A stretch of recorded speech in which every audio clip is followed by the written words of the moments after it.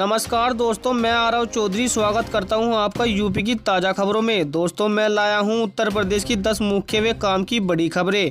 इसी के साथ चलिए दोस्तों नज़र डालते हैं आज की ताज़ा खबरों पर।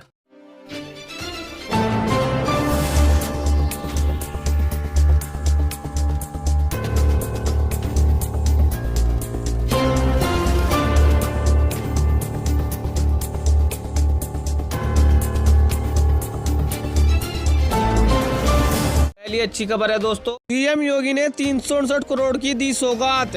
सीएम योगी संत कबीर नगर में कबीर मगहर महोत्सव के समापन समारोह में पहुंचे।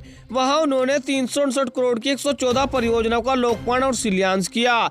इस दौरान उन्होंने कहा कि मछुआरों के लिए मछली पालन एक प्रमुख केंद्र बना सके, इसके लिए बखीरा झील के पुनरोद्धार की एक बड़ी कार्य योजना तैयार कर रही है।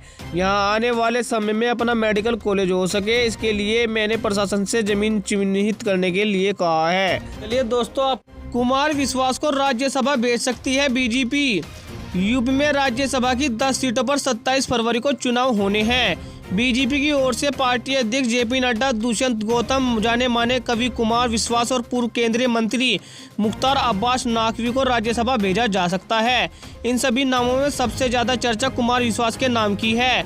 कुछ वक्त पहले बीजेपी ने उन्हें विधान परिषद भेजने का प्रस्ताव रखा था, लेकिन तब उन्होंने स्वीकार नहीं किया था। चलिए खबर है दोस्तों, यूपी के भदोही में जज ने लगाई फांसी। यूपी के भदोही में सिविल जज ने फांसी लगाकर आत्महत्या कर ली। उनका शव सरकारी आवास में फंदे से लटकता मिला। जानकारी मिलते ही जिला जज और एसपी के साथ कई न्यायिक अधिकारी घटनास्थल पर पहुंचे।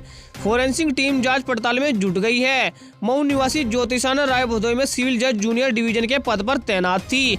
1 साल पहले ही उनका तबादला अयोध्या से भदोही हुआ था। वह सरकारी आवास पर अकेली रहती थी। ये दोस्तों, इन 16 सीटों के लिए बीजेपी जल्द करेगी कैंडिडेट्स का ऐलान। बीजेपी जल्द ही यूपी के 16 लोकसभा सीटों पर कैंडिडेट्स का ऐलान कर सकती है। यह सीट बिजनौर, मुरादाबाद, संभल, रायबरेली, अमरोहा, घोसी, नगीना, लालगंज, अंबेडकर नगर, जौनपुर, गाजीपुर, मैनपुरी, सहारनपुर, श्रावस्ती, आजमगढ़ और रामपुर है। इन सीटों को बीजेपी लोकसभा चुनाव के मद्देनजर कमजोर मानती है। इसी महीने बीजेपी प्रत्याशियों का ऐलान करेगी। चर्चा है कि बीजेपी इन सीटों पर जिताऊ उम्मीदवारों पर ही दाव लगाएगी। चलिए दोस्तों, में बिजली चोरी करने वालों पर ऐसी होगी निगरानी। यूपी के 14 जिलों में बिजली की चोरी रोकने के लिए MRI से मीटर रीडिंग की जाएगी। अब से 5 किलोवाट से 9 किलोवाट तक के सभी श्रेणी के बिजली उपभोक्ताओं के कनेक्शन पर लगे मीटरों की MRI के जरिए बिलिंग होगी।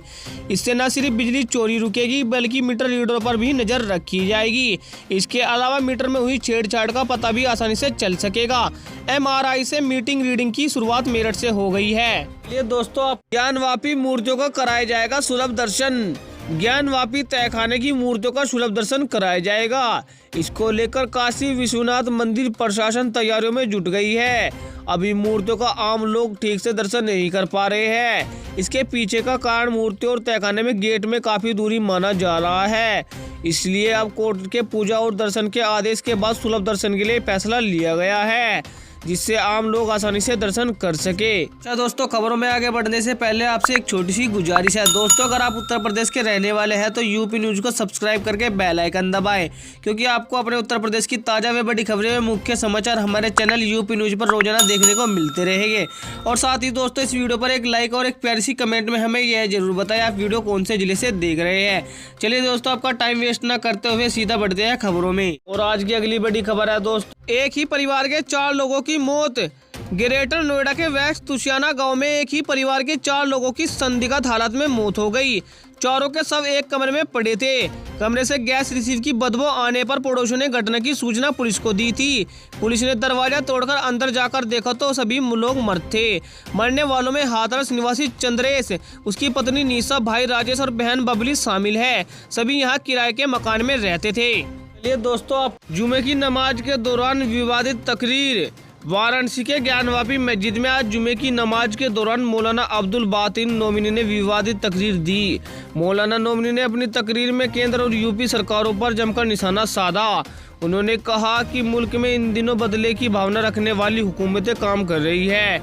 एक खास तबके को निशाना बनाकर उन पर जुल्म किए जा रहे हैं। पिछले कुछ सालों से एक खास तबके को टारगेट किया जा रहा है। चलिए खबर है दोस्तों, आइए दोस्तों, सहारनपुर से एक बड़ी खबर आई है। लेंटर डालते समय गिरा सेंटरिंग, 14 मजदूर दबे। सहारनपुर के बिहारीगढ़ थाना क्षेत्र के सातपुरा गांव में एक अस्पताल में लेंटर डालते समय पूरा सेंटरिंग अचानक भरभराकर नीचे गिर गया।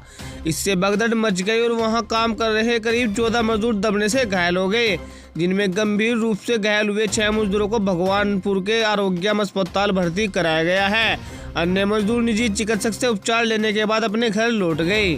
चलिए दोस्तों, मुस्लिम दिव्यांग ने सीएम योगी को सुनाई मानस की चौपाई।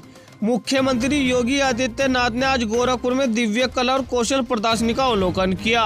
वहां उन्होंने एक स्टॉल पर हिंदू मंत्र और भजन गाने वाले एक दृष्टिबाधित दिव्यांग मुस्लिम से मुलाकात की।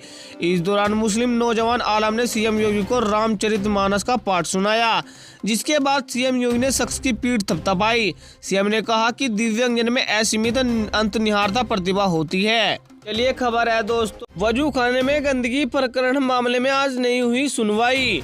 ज्ञानवापी मस्जिद के वजू खाने में गंदगी और शिवलिंग पर दिए गए बयानबाजी प्रकरण मामले में आज सुनवाई नहीं हो सकी। अब इस मामले में 17 फरवरी को अगली सुनवाई होगी। याचिका में कहा गया है कि ज्ञानवापी परिसर स्थित वजू खाने में नमाजियों द्वारा गंदगी फैलाई जा रही है। शिवलिंग की आकृति को लेकर कई नेताओं ने बयानबाजी की, जिससे हिंदुओं की भावना को ठेस पहुँचा। चलिए खबर है दोस्तों, बड़ी ठिठुरन, 20 से ज्यादा जिलों में बारिश का अलर्ट। यूपी के ज्यादातर इलाकों में वेस्टर्न डिस्टर्बेंस का असर देखने को मिल रहा है। सर्द हवाओं ने ठिठुरन बढ़ा दी है। लोग एक बार फिर घरों में दुबकने को मजबूर हो गए हैं। आईएमडी ने आज वाराणसी, जौनपुर, आजमगढ़, मऊ, बलिया, भदोही, गाजीपुर, सोनभद्र, मिर्जापुर, चंदौली, आगरा, अलीगढ़, औरैया, एटा, इटावा, फरुखाबाद, हाथरस, जल्लोन, मैनपुरी, मथुरा और आसपास के इलाकों में गरज चमक के साथ बारिश की संभावना जताई है।